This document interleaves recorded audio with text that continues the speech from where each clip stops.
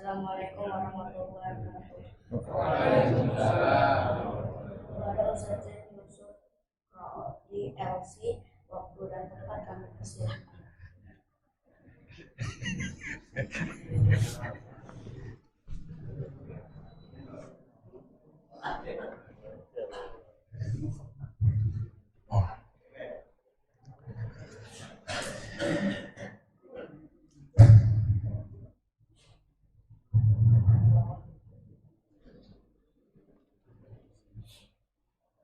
MC-nya sudah berapa lama dapat MBG?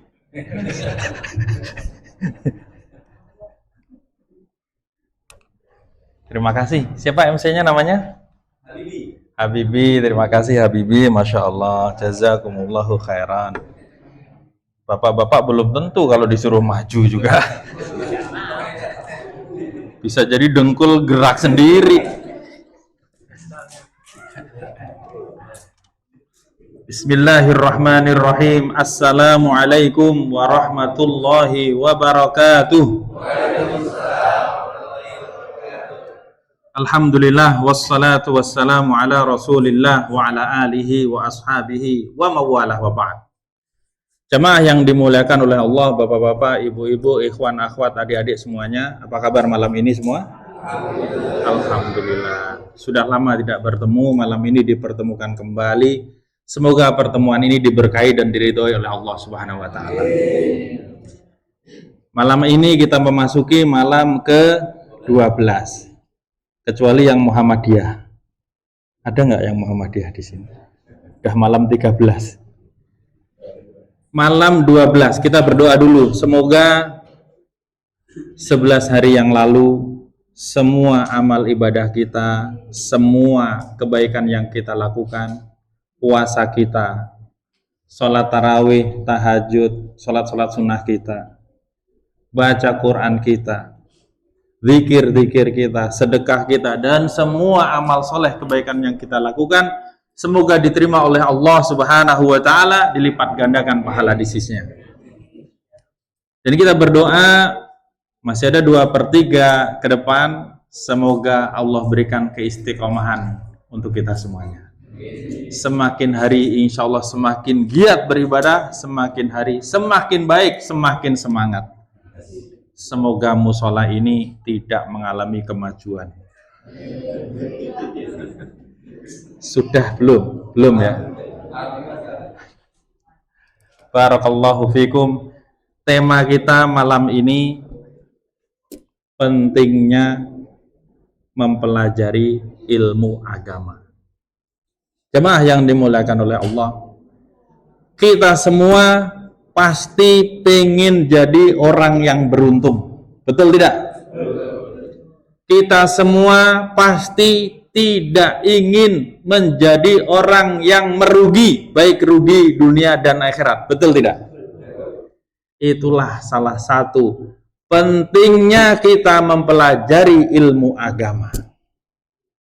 Orang kalau belajar ilmu agama, dia tidak akan rugi dunia dan akhirat. Kalaupun dia rugi di dunia, di akhirat dia akan selamat kalau dia mempelajari ilmu agama dan mengamalkan. Yang rugi adalah orang yang tidak mau belajar ilmu agama. Mungkin dia di dunia beruntung, tetapi di akhirat pasti bakal celaka. Sebagian orang mengatakan rugi dunia tidak masalah, tapi rugi akhirat yang bakal celaka. Tapi kalau bisa kita beruntung dunia dan akhirat. Pentingnya mempelajari ilmu agama yang akan saya kaji hanya dari satu sisi itu, yaitu supaya kita tidak rugi dunia dan akhirat. Saya ambil dari satu surat yang kita semua sudah hafal surat itu. Salah satu surat favorit, yaitu surat Wal Asri. Betulkah kalau saya bilang surat favorit? Betul. Kan surat favoritnya apa? Kulhu, Inna Atoina, Wal Asri, Idza Jaa. Salah satunya adalah wal asri. Kita akan kupas sedikit mengenai pentingnya kita belajar ilmu agama dari surat wal asri, al-asr. Allah Subhanahu wa taala berfirman, a'udzubillahi minasyaitonir rajim. Bismillahirrahmanirrahim. Wal asr. Innal insana lafi khusr illa alladzina amanu wa amilus salihati wa tawasaw bil haqqi wa tawasaw bis sabr. Wal asr, demi masa. Innal insana lafi khusr. Sesungguhnya seluruh manusia sungguh benar-benar berada dalam kerugian. Illal ladzina amanu, kecuali orang yang beriman. Wa amilus shalihat, dan melakukan amal soleh. Wa tawasaw bil haq, dan saling menasihati dalam kebenaran. Wa tawasaw bis sabr, dan saling menasihati dalam kesabaran. Walaupun pendek, tapi sebenarnya kandungannya sangat besar. Sampai-sampai Imam Asy-Syafi'i rahimahullah. Siapa yang tahu nama Imam Syafi'i lengkapnya? Ayo, diam semua. Siapa yang tidak tahu nama Imam Syafi'i lengkapnya?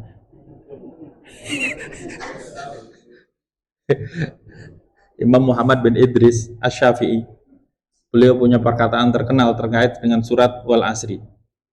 Law ma anzalallahu hujjatan ala khalqi illa hadhihi surah lakafathum. Sekiranya Allah tidak menurunkan hujjah untuk makhluknya, untuk hamba-hambanya, kecuali surat ini saja, tentu cukup bagi mereka, karena kandungannya yang sangat luar biasa. Wal asri, demi masa. Allah bersumpah dengan waktu.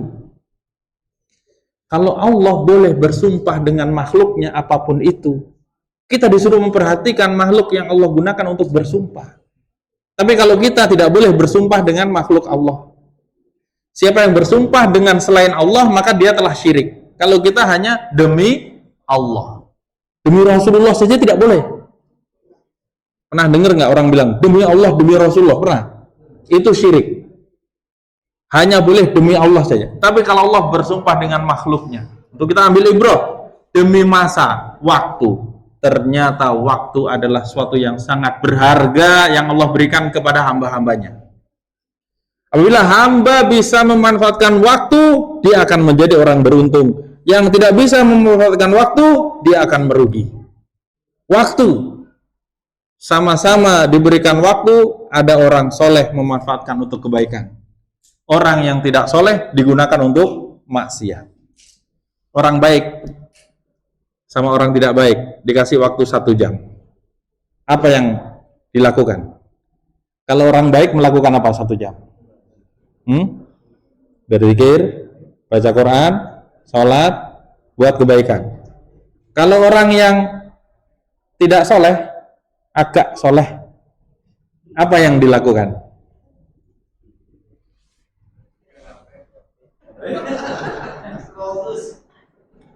Tahu-tahu waktu ada yang begini malah.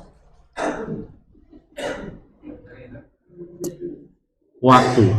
Makanya Allah jadikan waktu sebagai salah satu untuk sumpahnya demi masa. Kalau Allah bersumpah, setelah itu Allah ingin menyampaikan sesuatu yang besar. Innal insana lafi khusr, sesungguhnya seluruh manusia berada dalam kerugian. Apabila dikaitkan dengan waktu, memang iya, banyak manusia yang menyia-nyiakan waktunya sehingga rugi. Seluruh manusia rugi, tapi Allah beritahu kecuali. Kalau kita tidak mau rugi, kita harus masuk ke dalam kecualinya. Kecualinya siapa? Allah sebutkan ada 4. Illal ladzina amanu, kecuali orang-orang yang beriman. Wa amilus shalihat, dan orang-orang melakukan amal saleh. Wa tawasaw bil haq, dan orang yang saling menasihati dalam kebenaran. Wa tawasaw bis sabr, dan saling menasihati dalam kesabaran. Kalau tidak mau rugi, kita harus lakukan 4 hal ini. Makanya Imam Muhammad bin Abdul Wahhab rahimahullah menyatakan, 4 inilah awal kewajiban seluruh manusia. Yang pertama beriman. Beliau menyatakan ini kewajiban berilmu, menuntut ilmu agama. Kita tidak akan beriman kalau kita tidak berilmu, tidak tahu tentang Allah, tidak tahu tentang agama. Gak akan bakal beriman. Makanya ilaladina amanu sebagai dalil wajibnya berilmu. Dan ilmu ini dari seluruh ilmu yang ada yang dipelajari oleh manusia di dunia ini, yang wajib hanya 3 saja, yaitu ilmu tentang Allah, ilmu tentang Rasulullah, dan ilmu tentang agama Islam ini secara keseluruhan. Selain itu, ilmu-ilmu yang lain hukumnya adalah tambahan saja, pelengkap. Tetapi yang sangat mengherankan, ada orang ahli di bidang ini dan itu, ahli ilmu ini dan itu, tapi tentang Allah tidak tahu, tentang Nabi tidak tahu, tentang Islam tidak tahu. Imam Hasan Al-Basri mengatakan ada orang yang ahli emas, Pak, pedagang emas, cuman dipegang gini aja udah tahu ini berapa gram, saking ahlinya. Teman saya dokter lebih ahli lagi, Pak, pasien baru datang udah ditulis resepnya, Pak, dari gerak langkahnya udah tahu dia, saking ahlinya dia. Tapi orang-orang seperti ini kalau tidak tahu tentang Allah, tentang Rasul, tentang agama Islam, nggak ada gunanya ilmu itu semua.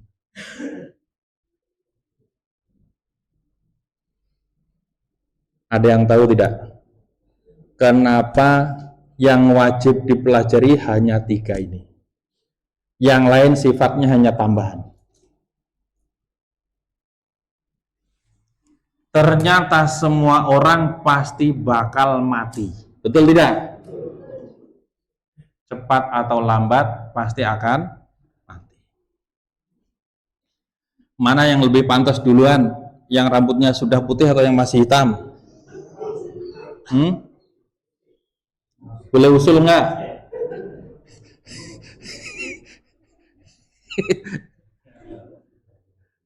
Mati itu sudah ditetapkan oleh Allah. Ada yang mati masih di perut, ada yang mati bayi baru lahir, ada yang mati usia kanak-kanak, ada yang mati remaja, ada yang mati muda, ada yang mati dewasa. Kebanyakan yang mati yang sudah tua, nggak mungkin hidup terus. Kalau udah mati, nanti pindah alam. Pindah mana? Alam kubur. Manusia itu pasti akan mengalami 4 fase. Yang pertama alam kandungan. Kita semua sudah mengalami. Antum mengalami tidak? Alami. Fase yang kedua alam dunia. Sekarang sedang mengalami. Fase berikutnya yang ketiga itu alam kubur. Semua akan mengalami nanti. Fase yang keempat alam akhirat setelah ditiup sangkakala. Dari alam yang kedua yaitu dunia ini nanti pindah alam kubur, namanya alam barzah. Alam kubur itu bisa menjadi taman dari taman surga atau bisa menjadi jurang dari jurang neraka. Pilihannya hanya 2 itu. Siapa yang akan mendapatkan nikmat taman surga? Mereka yang bisa menjawab pertanyaan malaikat dengan jawaban yang benar. Itulah yang disebut dengan fitnah kubur. Pertanyaan malaikat tentang 3 hal. Enggak nanya yang macam-macam, enggak. Ditanya cuma 3 hal. Man rabbuka, siapa? Robmu. Madinuka, apa? Agamamu. Man nabiyuka, siapa nabi diutus kepadamu. Cuma 3 ini. Kalau 3 ini dia bisa jawab, lancar urusannya. Alam kubur menjadi taman dari taman surga, dibentangkan permadani dari surga, dikasih pakaian dari surga, dikasih teman yang elok, menawan, aroma, harum, dibukakan pintu ke surga. Dia sudah tahu alamatnya di surga nanti, dikasih kabar gembira. Tetapi kalau tidak bisa menjawab, man robuka, nggak bisa jawab, langsung dihajar sama malaikat. Alam kubur menjadi jurang dari jurang neraka. Diberi permadani dari neraka, pakaian dari neraka, diberi teman yang baunya busuk, bentuknya buruk, menyeramkan. Dibukakan pintu jendela dari neraka, panasnya sudah membakar dia. Kalau dia tidak bisa menjawab 3 pertanyaan ini. Semua mungkin sekarang bisa, tetapi di alam kubur nanti tidak semua bisa. Hanya orang yang benar-benar berilmu dan mengamalkan ilmunya, membuahkan imannya. Itulah jawaban kenapa ilmu yang wajib dipelajari hanya 3. Ibarat ujian. Allah sudah kasih tahu soalnya. Tinggal kita belajar mempersiapkan jawabannya. Tapi banyak orang yang merugi. Ilmu tentang Allah, ilmu tentang agama Islam, ilmu tentang Nabi, itulah ilmu agama. Itulah pentingnya kita mempelajari ilmu agama. Kewajiban berikutnya yang kedua, melakukan amal soleh, mengamalkan ilmu. Berat mana menuntut ilmu sama mengamalkan ilmu?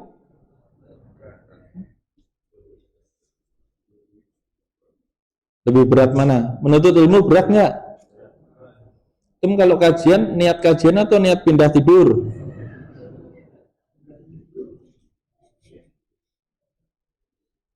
Menuntut ilmu berat. Mengamalkan lebih berat. Tapi harus dilakukan. Yang ketiga, saling menasihati dalam kebenaran, suruh dakwah, menyampaikan ilmu. Setelah berilmu, mengamalkan, terus mendakwahkan. Yang keempat, harus sabar. Ternyata 3-tiganya ini godaannya besar, ujiannya berat.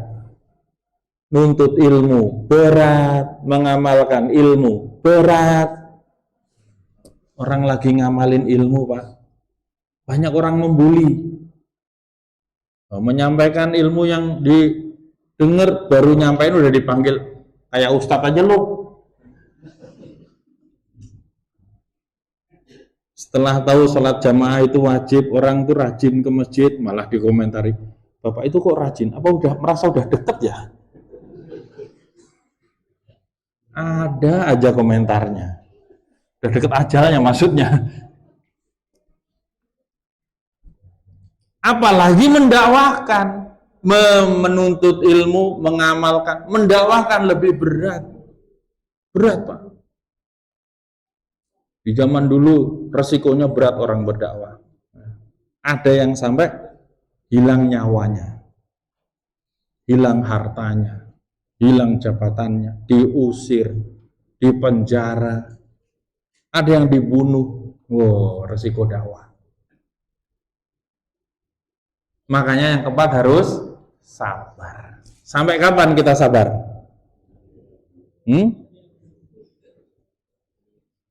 Sampai bertemu Rasulullah di surga. Kalau ada orang bilang sabar itu ada batasnya, bener nggak, Pak?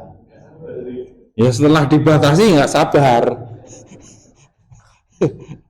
Sabar itu nggak ada batasnya. Sampai kita masuk surga, sampai bertemu dengan Rasulullah Sallallahu Alaihi Wasallam. Kalau dibahas pentingnya belajar ilmu agama, panjang kali lebar, Pak. Nggak selesai dalam 1 atau 2 pertemuan, karena ilmu agama sangat luas. Tapi saya fokuskan di sini, pentingnya belajar ilmu agama agar kita tidak rugi dunia, rugi akhirat.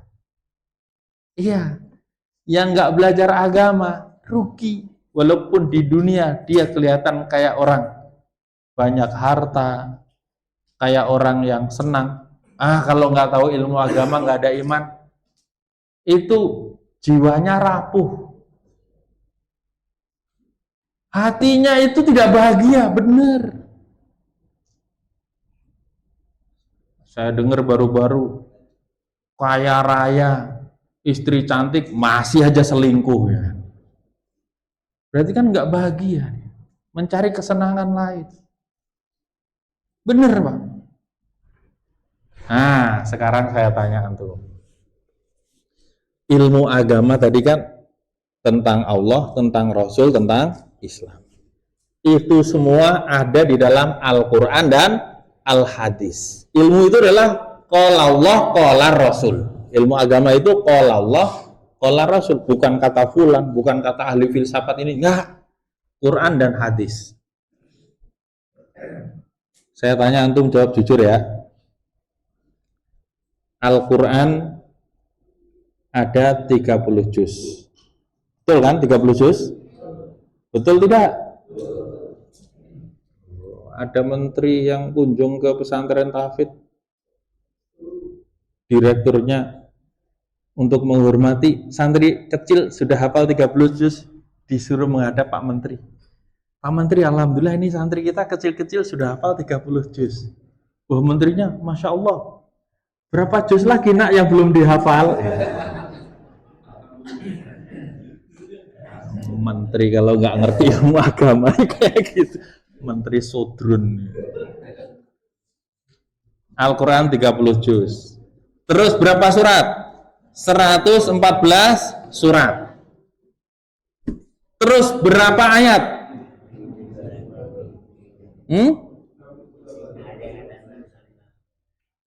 Jawab, nanti dapat hadiah yang benar. Ayo, angkat tangan.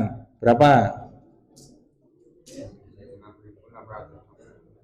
Wah, Pak Susilo jawab 6.666.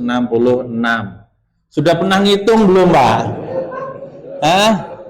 Dari mana dapat angka itu? Mohon maaf ya, saya luruskan. Setelah dihitung dan juga yang dijadikan pendapat oleh Ibnu Katsir dan yang sepakat dengan beliau, jumlah ayat Al-Quran adalah 6.236 ayat. 6.236 ayat. Kalau nggak percaya, hitung saja. Al-Fatihah 7, Al-Baqarah 2, 8, 6, dan seterusnya. Sampai Anas. Ternyata banyak kaum muslimin nggak tahu jumlah ayat Al-Quran. Sekarang saya tanya antum, jawablah dengan jujur. 6.236 ayat, karena ilmu ada di situ. Sudah berapa ayat yang antum kuasain secara ilmunya? Ditanya kok malah senyum-senyum. Sudah berapa? Ini bicara ilmu agama, ini prioritas. Belajar ini itu, ikut pelatihan ini itu. Al-Quran 0. Jamaah ini kalau imamnya nggak hadir, sholat duhur sama asar berani maju. Kalau maghrib fadol, antum. Kenapa begitu?